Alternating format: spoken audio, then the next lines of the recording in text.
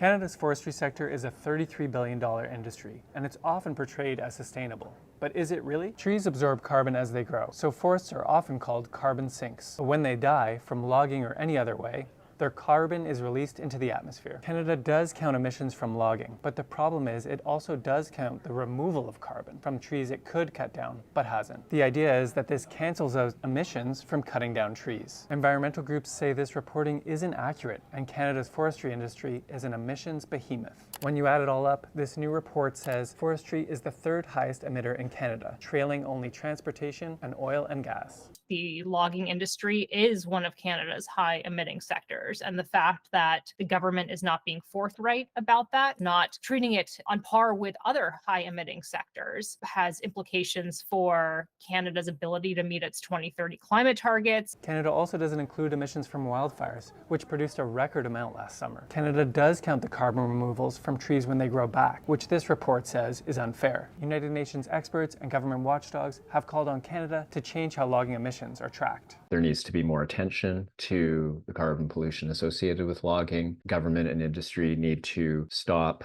claiming or portraying the industry as carbon neutral. Instead, current logging practices are a serious climate problem. Natural Resources Canada says the government's approach is based on scientific evidence, but that it's open to changes. As for the industry, the Forest Products Association of Canada has said it's committed to reducing greenhouse gases. But climate advocates say our forests need to be better managed. And like other parts of the economy, the forestry sector needs to do its part to reduce its emissions.